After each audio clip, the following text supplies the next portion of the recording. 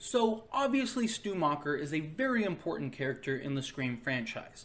And pretty much since the inception of Scream 5, he has been speculated and sort of theorized to be in the upcoming Scream 5. And every time I make a video that even mentions Stu, I get flooded with comments of people expressing their theories, their desires, their hopes, their dreams in regards to Stu returning in Scream 5. And now, I've done several videos. I'll link those Stu videos down in the description so you can check it out after this one. But I've done videos in regards to my honest opinion of Stu, as well as him and stories that they could create in the upcoming Scream 5. But lately, I've been getting a lot of comments in regards to Stu sort of being reformed. A lot of you seem to want to have Stu be a good guy and not the ghost face from the previous, Scream 1 film. That you want to see him become an ally to the OGs. So I really got to thinking, after having all the discussions with you all, what if I do a video dedicating to different ideas, theories, and thoughts that could sort of paint Stu as the good guy and sort of reform him? So, as always, I want to hear from you, so be sure to join the discussion down in the comments below. And if you're not already, subscribe to the channel, follow by the bell notification so you never miss an upload, and give this video a like because it helps me out a lot. It lets me know that you enjoy these types of videos, and I really appreciate it. Let's get into some theories and ideas in regards to Stu being a good guy. Now, I'm sure there's some of you that are watching this video thinking, what is the point? Stu's not going to return anyway, so why make this video? Well, for starters, Stu actually was supposed to make a return in the Scream franchise. He was supposed to be one of the key villains in Scream 3. He was supposed to reprise his role as a Ghostface and sort of be this cult leader and take out the OG 3.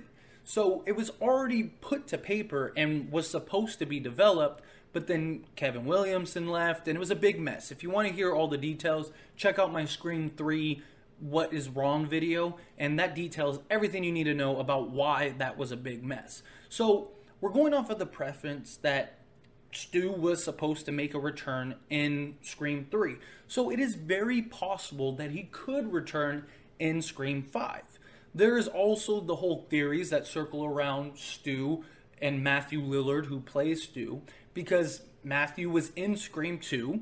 He was in the background during the party scene. He was also in Scream 4 at the Stabathon, which a lot of people don't know. So he has been sort of in the background of several of these Scream films, so they could easily make it appear and paint a picture and a story as to why Stu is in this upcoming Scream 5.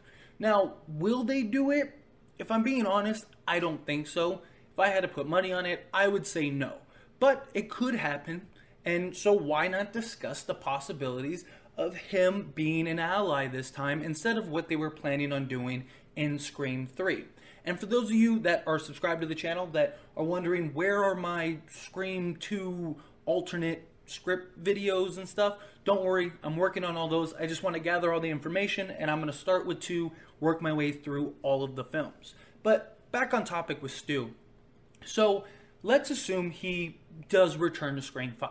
Now, he obviously wouldn't be known as an ally right away. Because even if he came out and said, Sid, I'm sorry, I'm a good guy, here I am, my bad, nobody's going to believe him. Everyone's going to think he's insane.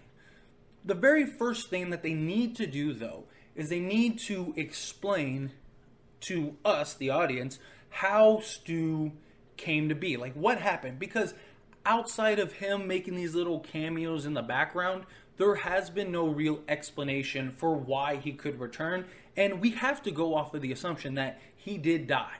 I mean, a lot happened to him for him to survive. Not saying it's impossible for him to survive, but there needs to be some dialogue and some explanation as to why Stu is in this film, because he was stabbed repeatedly. He said himself, I think I'm dying here. He had a giant TV dropped on his face and was electrocuted. Not saying that he can't survive, but it's kind of, it's one of those things. But if they have a good explanation, then boom, we have a good explanation and we can get into this film. One explanation that is a theory that many people have, I've even done a video on, is the Dewey theory. That if Stu is alive, it is very possible that Dewey covered it up. And Stu returning could make an interesting aspect if Dewey was to be the sort of mastermind behind the scenes. Because if Stu comes out, he could say, hey, I'm a good guy now, I'm reformed. How come no one knew about you, Dewey? What the heck? And Dewey's like, sorry guys, like I just didn't want to scare anybody type thing. And even if Stu's like, hey, just so you know, Dewey's a bad guy, nobody's going to believe him. Everyone's going to think Stu is crazy, that he's this evil human, which would make a very interesting dynamic, because the guy that we've always thought was evil and the guy that we've always beloved and thought was a, good guy, all of a sudden switch roles. And maybe you have Stu trying to prove that Dewey is really this bad guy all along. It's just one theory or idea. As always, let me know what you think about that.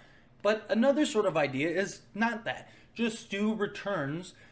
He gets out, sort of like what they did with Cotton in Scream 2, where he was out and about. He was running around with Sid, and Sid was very like, stay away from me. They arrested Cotton several times to kind of like, because they thought he was the killer.